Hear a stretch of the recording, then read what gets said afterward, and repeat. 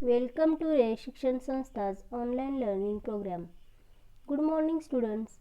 Welcome back to the previous chapter, Androcles and the Lion. As you know that last time we had learnt some part of this lesson. Let us read and understand the remaining lesson. In the meanwhile, Androcles' master had complained to the authorities that his slave Androcles had run away. Soldiers were sent in all directions to capture Androcles. They searched for him high and low, but couldn't find him. At last, they came to the forest where Androcles lived. Now, we know that Androcles was a kind man. He took care of the lion. He fed the beast, and they were living in the forest. And in the meanwhile, Androcles' master complained to the authorities to find out the slave who was run away, and his name was Androcles.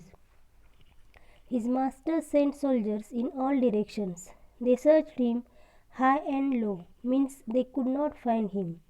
And at last they came to the forest where Androcles lived.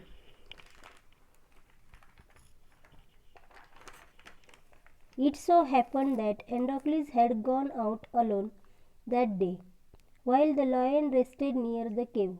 Both of them fell into the hands of the soldiers.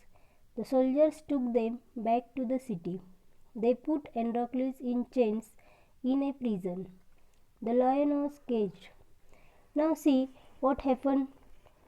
Now finally the soldiers found both of them, Androcles and the lion, and they took them back to the city, and they put Androcles in a prison, and they caged the lion.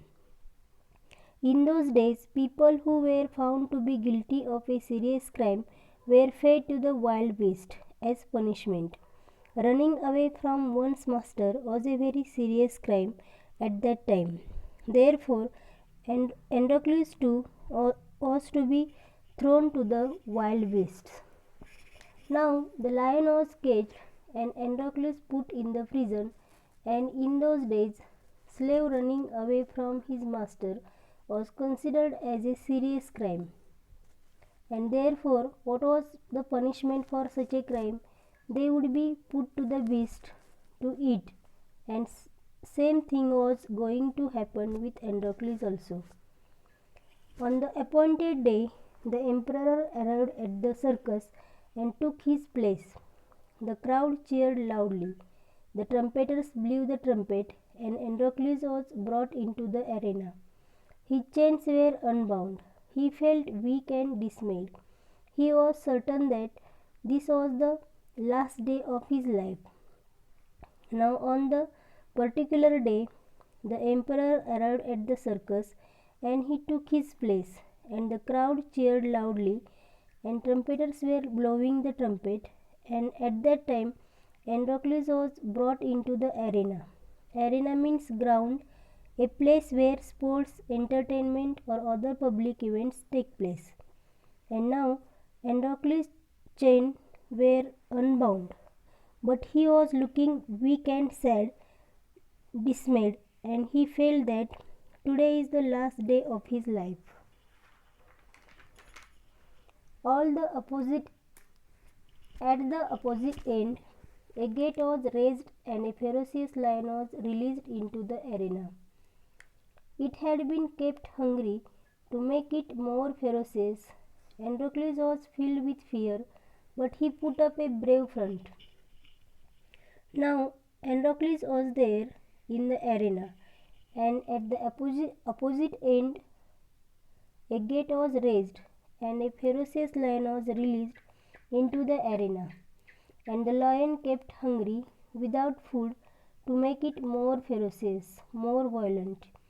So Androcles was scared, but he did not show his fear. He showed that as he was a brave man.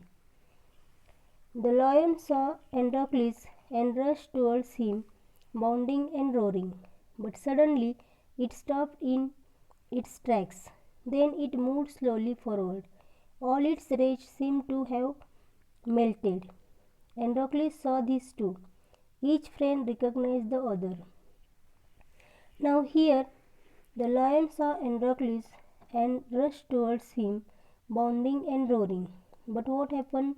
Suddenly it stopped in its tracks, and then it started moving slowly because he knows the person who was standing there, and all its anger melted. And Androcles also saw this, and both the lion and the Androcles recognized each other. Both the friends came to know each other.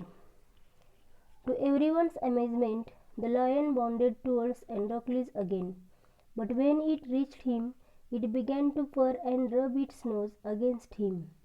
Androcles hugged the lion. He wept with relief and joy. Now everybody was amazed. Everyone was surprised when the lion bounded towards Androcles again.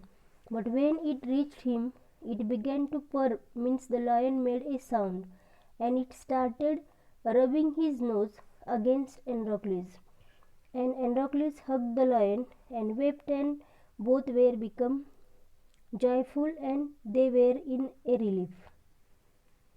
The audience, including the emperor, watched this tender sight in great wonder. People began to cheer Androcles and asked for his release. The emperor asked Androcles to explain the lion's strange behavior. When he heard the whole story, the emperor was also moved by the gratitude and friendship between man and beast. He ordered that Androcles should be set free. He would no longer be a slave. Now, the audience, including the emperor, were watching this different sight in amazement. They began to cheer and they asked for Androcles' release, and the emperor also asked him to explain the strange behavior of the lion. And when the emperor heard the whole story, he also moved, and he was very touched by the gratitude, the friendship between the man and the beast. And he ordered that Androcles should be set free, and he would no longer be a slave. When the emperor asked Androcles what other reward he would like, Androcles replied that he did not want anything for himself, but he wanted the lion to be set free too. The two friends went back to the forest to live a free life. Now here, when the emperor was asking Androcles about the reward, he was not selfish. He was a kind man. So he said, I did not want anything, but I want the lion to be set free. And in this way, the two friends went back to the forest and lived a free life. Now here are some new words from the lesson. Write and learn the given new words in your notebook. In this way, today we have learned the lesson Androcles and the lion. I hope you have understood the lesson. Thank you.